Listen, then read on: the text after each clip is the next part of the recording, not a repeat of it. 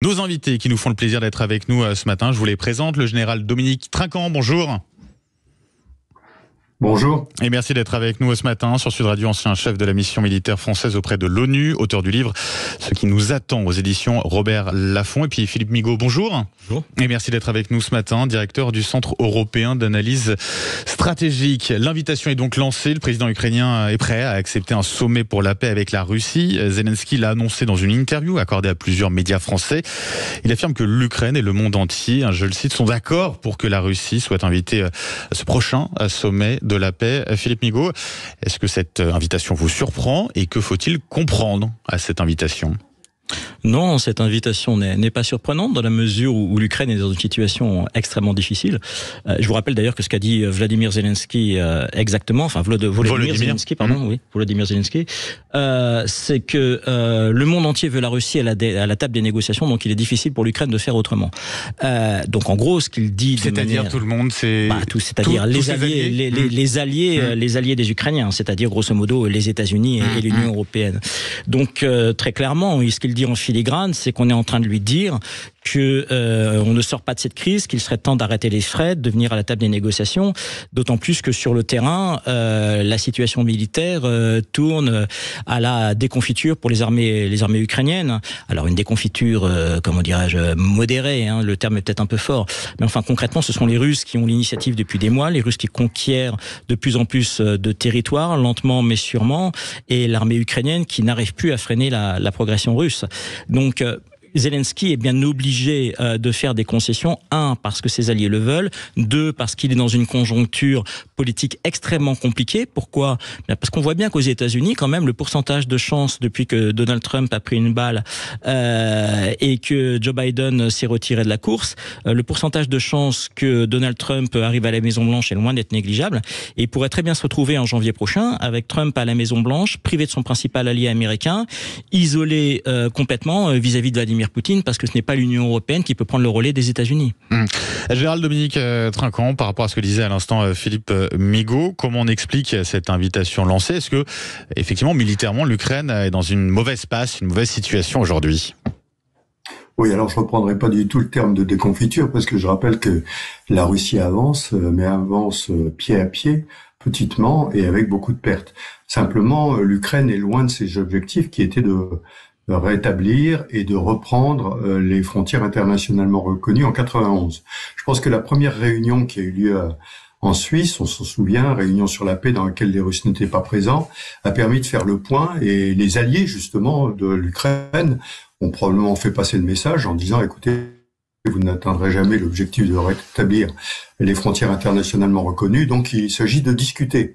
Ce qui rejoint la position que le président Zelensky avait déjà annoncé, alors de façon subliminale dans une université il y a plusieurs mois, dans lequel il avait dit, vous savez, reconquérir le Donbass, ça va être extrêmement difficile, et le garder encore plus difficile parce qu'il n'y a plus que des populations pro-russes.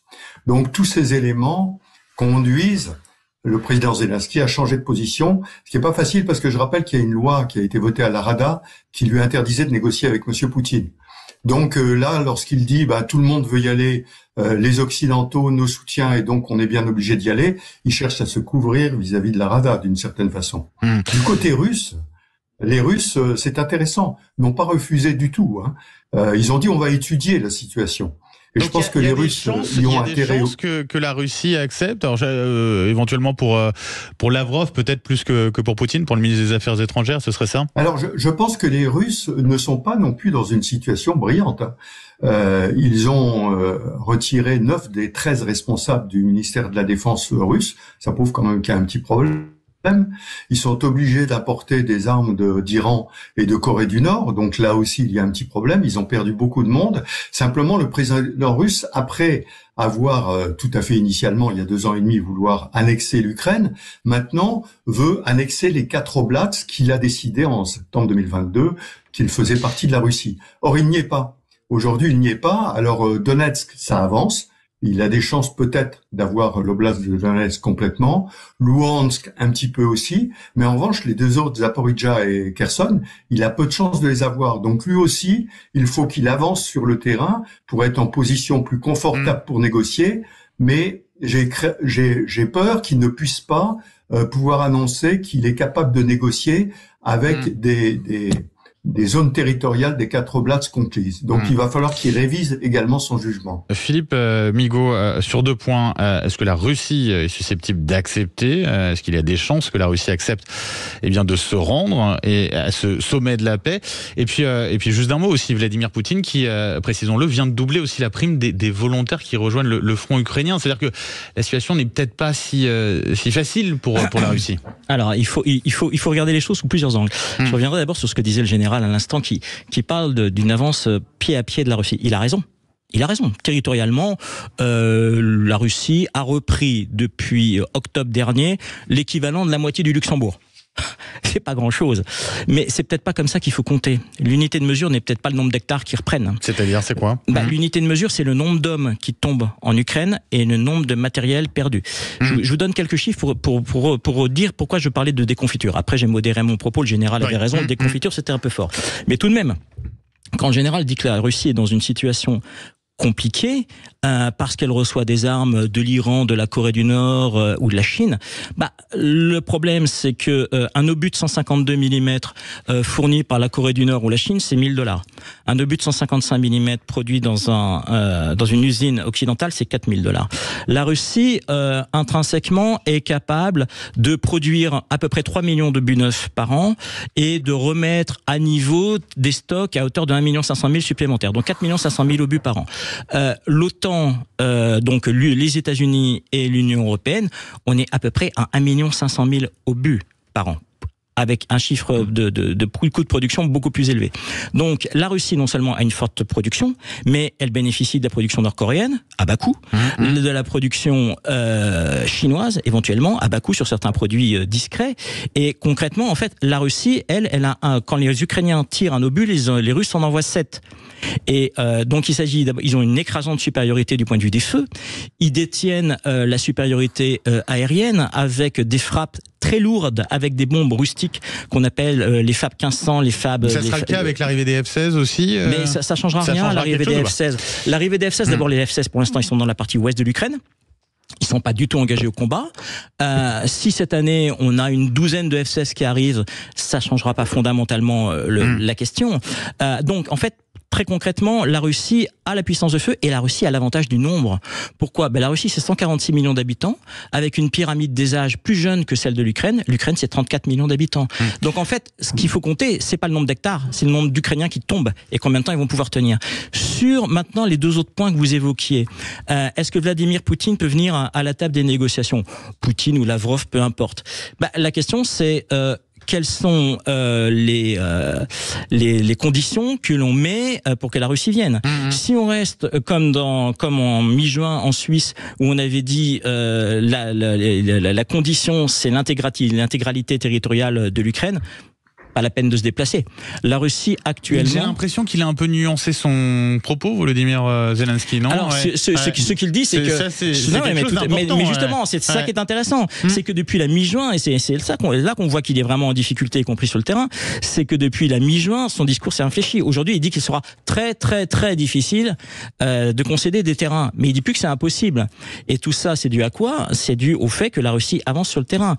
Donc, les pertes ukrainiennes sont lourdes. La Russie avance. S'ils prennent le carrefour routier et ferroviaire de Pokrovsk qu'ils visent actuellement, ils sont à moins de 18 km aujourd'hui, ça va totalement changer la donne dans le Donbass. Et concrètement, on ne peut pas du tout exclure que la Russie arrive éventuellement en janvier prochain, parce qu'on ne sait pas s'il va y avoir une ouverture de négociations avant la nomination du nouveau président des États-Unis. Si la Russie arrive en janvier prochain avec une carte de guerre qui a encore augmenté des possessions supplémentaires, elle sera encore plus en position de force. Général Dominique Trinquant, ça vous fait réagir ces propos à l'instant, Oui, d'abord, pour l'instant, l'invitation est lancée pour le mois de novembre, qui correspond effectivement à l'élection présidentielle américaine. Ensuite, vous me permettrez de pas rentrer dans le calcul des obus, du nombre d'obus au mètre carré. On n'est plus en 14-18. Et si vous voulez, c'est pas le nombre d'obus que vous mettez au mètre carré, c'est le nombre d'obus que vous mettez sur une cible. Et c'est pas exactement la même chose. L'artillerie qui est utilisée à l'ouest n'a rien à voir avec l'artillerie qui est utilisée du côté de l'est. Sur les populations, Évidemment que l'Ukraine est dans une situation plus difficile, d'abord parce qu'elle n'a pas mobilisé au départ sa jeunesse, qu'elle commence seulement à le faire, avec des difficultés, il faut le reconnaître. Ce qu'il y a de terrible, pardonnez-moi, ce qu'il y a de terrible, c'est que la jeunesse russe, les Russes, alors souvent, c'est vrai, pas des Slaves ethniquement slaves, mais les Russes, comme les Ukrainiens, souffrent terriblement. Ce sont deux pays qui se sont saignés. Et pardonnez-moi, mais la faute en revient quand même à celui qui a initié cette guerre. Alors c'est à lui de changer sa position, et je suis d'accord, il ne changera de position que quand il aura la capacité de dire qu'il a gagné quelque chose. Mais justement, alors sur le changement de discours, il est quand même peut-être révélateur aussi d'une inquiétude très profonde de Volodymyr Zelensky. Là, on est vraiment sur un changement. Non, mais je suis tout à fait d'accord. On en revient un petit peu, si vous voulez, à la position qui était celle de l'Ukraine en avril 2022. Il faut se souvenir de la négociation qui a eu lieu en Turquie, dans laquelle en clair, on arrivait quasiment à un cessez-le-feu avec des négociations ultérieures sur les lignes territoriales.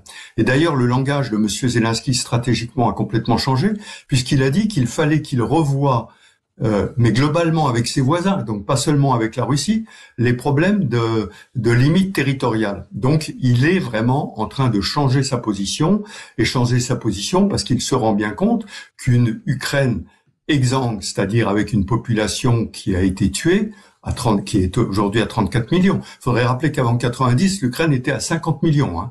Donc ça veut dire que elle est saignée depuis de nombreuses années. Donc c'est ça le problème essentiel du président Zelensky, arriver à sauver la population ukrainienne et non pas le territoire. Et c'est là un changement radical dans sa position. Général Dominique Trinquant, vous restez avec nous dans un instant. Votre réponse, Philippe Migaud, directeur du Centre européen d'analyse stratégique. Si vous n'étiez pas d'accord avec les propos du général, justement, vous réagirez dans un instant. Et puis notre question du jour, je vous le rappelle, sur notre compte Twitter Sud Radio, le président Volodymyr Zelensky qui déclare donc que le monde entier, dont l'Ukraine, souhaite inviter la Russie au sommet de la paix en novembre. Vladimir Poutine doit-il accepter cette invitation? Votez, vous réagissez sur notre compte Twitter Sud Radio. On fera un point tout à l'heure avec vous, Laurie Leclerc, et puis vous nous appelez 0826 300 300. À tout de suite.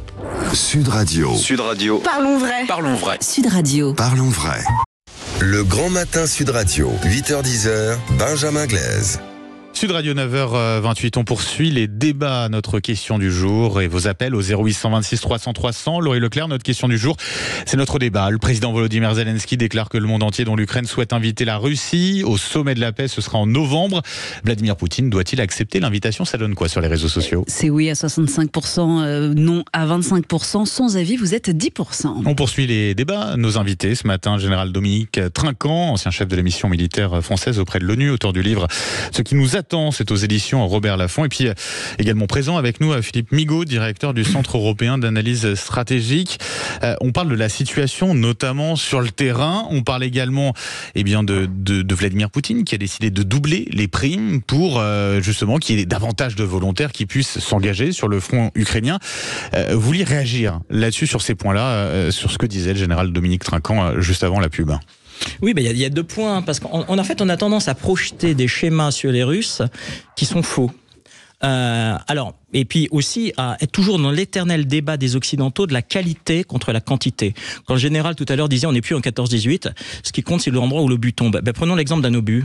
L'obus Excalibur américain, 155 mm, guidé, avec une précision métrique. Super. Quand il est arrivé, il a fait de gros dégâts. Sauf que les Russes aujourd'hui ont à peu près compris comment brouiller une bonne partie des systèmes européens, parce que ce sont des bons, de très bons pratiquants de la guerre électronique. Aujourd'hui, l'obus Excalibur, il n'a plus la même précision parce qu'il tombe plus au même endroit. Et ça, c'est quelque chose qui est avéré. Donc on a une adaptation des Russes à la qualité du matériel européen. Par rapport à une capacité du coup d'adaptation. Une capacité des Russes à s'adapter. Et ensuite, il fait une chose. Le général parlait de 14-18 et il parle de la qualité contre la quantité. Mais je rappelle juste une chose.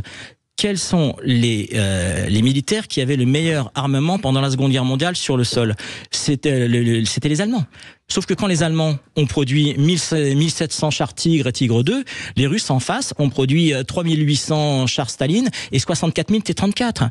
Et ce que je veux dire, c'est qu'au bout d'un moment, quelle que soit la qualité, c'est la quantité qui l'emporte.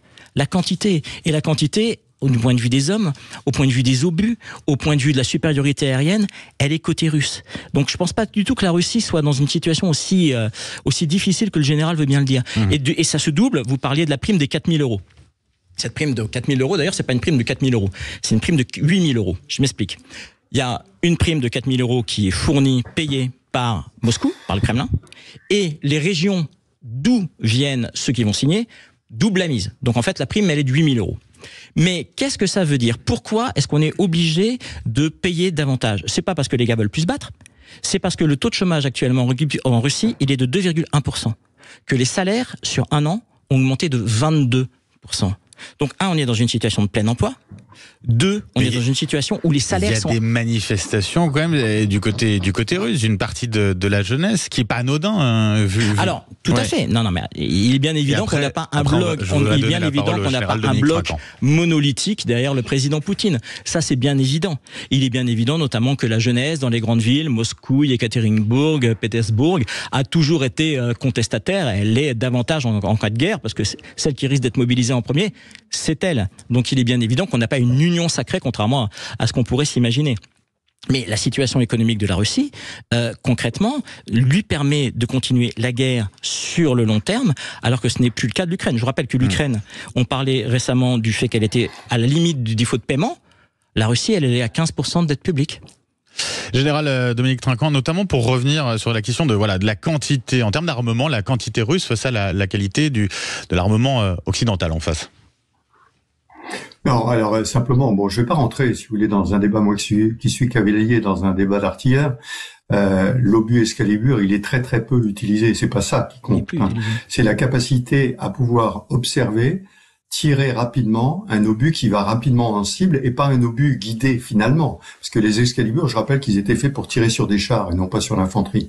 Donc il s'agit de la capacité à tirer précisément et rapidement sur une position. Mais un sujet qui me paraît plus important, c'est la situation en Russie et l'intérêt du président Poutine de venir à une négociation, puisque c'est ça la question de fond que vous vous posiez.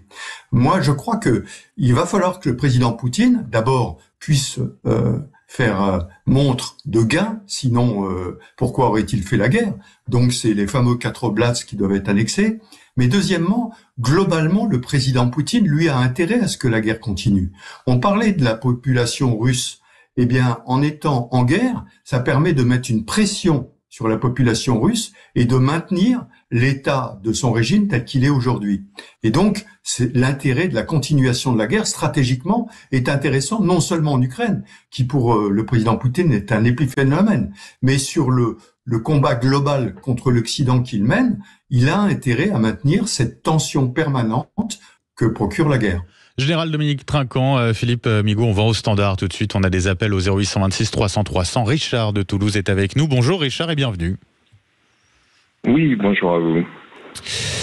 Réaction à ce débat, Richard, sur cette invitation de l'Ukraine de Volodymyr Zelensky en direction de la Russie pour ce sommet pour la paix. En juin, il n'a pas été convié. Donc en fait, il a toute l'attitude pour refuser cette fois-ci, puisque on sent bien qu'il y a une forme d'empressement aujourd'hui avec les élections américaines qui arrivent à grands pas. Donc je pense que là, on est dans Trump ayant survécu à son attentat, donc maintenant il va falloir faire avec lui. Je pense que la guerre, c'est une élection, prend notre tournure. Ouais. Merci beaucoup Richard Philippe Migaud. La guerre est en train de prendre une autre tournure ici, très clairement. Oui, concrètement, puisque on voit très très bien sur le terrain, et vous pouvez il suffit d'ouvrir la presse internationale, les articles se suivent par centaines sur le fait que si la Russie prend Pokrovsk, c'est un réseau routier et ferroviaire important. Vous avez 4 routes qui en partent. Ces 4 routes sont des axes logistiques qui alimentent les forteresses entre guillemets de Tchassivyar, de Toretsk, de New York, parce qu'il y a un village qui s'appelle New York en Ukraine. Vous avez en fait 4 routes qui alimentent tout ce qu'ils trouvent au sud et au nord-est et sud-est de Kramatorsk et de Slaviansk, qui sont les grandes villes qui restent à conquérir dans le Donbass. Et si les unités ukrainiennes qui sont déjà sur le recul dans cette partie de l'Ukraine contre la Russie ne reçoivent plus de ravitaillement, ne reçoivent plus de renforts, ne reçoivent plus de munitions, ne reçoivent plus de médicaments, ne reçoivent plus de vivres, ou en reçoivent moins, elles vont être encore plus en difficulté. Donc, si la Russie prend Pokrovsk, elle marque un coup non pas décisif, ce sera pas la fin de la guerre, mais elle mettra l'Ukraine dans une situation extrêmement compliquée dans le Donbass, avec une carte de la guerre qui risque de s'améliorer concrètement, d'ici le mois de novembre. Le général disait que l'invitation pour cette conférence est au mois de novembre. Voilà, les choses risquent d'ici le mois de novembre de considérablement se dégrader. Comment voyez-vous, général Dominique Trinquant, justement la suite d'ici ce sommet pour la paix, donc en novembre? Alors d'abord, je reviens à l'intervention de votre auditeur. Il est évident que les élections aux États-Unis sont un facteur important. C'est pour ça que la réunion est prévue au mois de novembre. Ce que souhaiterait M. Zelensky, c'est que d'ailleurs, ça sera avant les élections ou juste après? Écoutez, pour l'instant, on n'en sait rien. Les élections, c'est le 4 novembre. Donc, si on fait une réunion en novembre, ça risque d'être en même temps. Hein. Oui. Et donc, la réunion aura lieu alors que les résultats sont proclamés, probablement. Et ce que je pense, c'est que le président Zelensky, ce qu'il souhaite, c'est que si M. Trump était élu, il n'arrive pas les mains vides. C'est-à-dire que M. Zelensky dit, vous voyez, j'ai ouvert la porte, il y a une négociation en cours, et c'est à partir de là qu'il faut partir. Pour ne pas partir au mois de janvier, puisque je rappelle que M. Trump ne sera qu'au mois de janvier, à une position trumpiste qui considérerait qu'en 24 heures, il règle le problème en disant « Vladimir, tu t'arrêtes là où t'es, c'est très bien, et toi, Vladimir, j'arrête de te payer si tu continues la guerre. » Donc je pense que la position de M. Zelensky, c'est d'arriver avec quelque chose dans le panier avant que le président Trump n'arrive en place. Maintenant, il faut bien dire que évidemment, risque d'avoir, les sondages donnent un avantage. Ouais, on risque d'avoir une intensification en fait des combats sur le terrain, quoi, d'ici là. Alors, de la part du président Poutine, il a intérêt à avancer au maximum, lui, avant que les négociations ne commencent, c'est une évidence. Mais pour le président Zelensky, lui, sa stratégie, elle est triple. 1, tenir là où il est. 2, frapper dans la profondeur. 3, engager des négociations pour avoir quelque chose à proposer si M. Trump était élu. Pour conclure rapidement, Philippe Migaud, sur ce débat, revenons au sujet principal. Est-ce que la Russie doit accepter cette invitation? Est-ce que, en l'état actuel, en tout cas des choses, elle peut le faire, elle va le faire? Écoutez, ce qui est sûr, c'est que si la Russie disait non pour une ouverture pour une ouverture des négociations, elle passerait pour celle qui est inflexible et qui refuse de faire la paix quoi qu'il en soit. Ouais. Et c'est une position qui est difficile à soutenir, ne serait-ce que vis-à-vis de ses alliés comme la Chine, qu'on a un petit peu marre de cette guerre qui nuit au commerce international alors que la croissance chinoise ralentit. Bien. Maintenant, c'est aussi dans le camp des Occidentaux. Volodymyr Zelensky, c'est pas lui qui est en train de proposer une ouverture de négociations. Il le fait sous la pression de ses alliés. Il l'a très clairement laissé entendre dans ses interviews. Mais si on dicte les règles que la Russie devra accepter avant d'arriver à la table des négociations, si on dit oui, on va ouvrir les négociations, mais les conditions pour que ça se fasse, ce sont celle-ci, celle-là, et qu'elles ne sont pas acceptables pour la Russie, évidemment, Poutine aurait tort d'accepter. Donc, soit on a une négociation ouverte, avec toutes les options sur la table, soit si cette négociation est assortie d'un certain nombre de réserves, eh bien il est bien évident qu'il y a des risques qu'il refuse. Un grand merci Philippe Migaud d'avoir été avec nous ce matin sur Sud Radio, directeur du Centre européen d'analyse stratégique. Merci beaucoup aussi général Dominique Trinquant d'avoir été avec nous ce matin sur Sud Radio, ancien chef de la mission militaire française auprès de l'ONU. Je rappelle votre ouvrage Ce qui nous attend, c'est aux éditions Robert Laffont. Dans un instant, 9h15.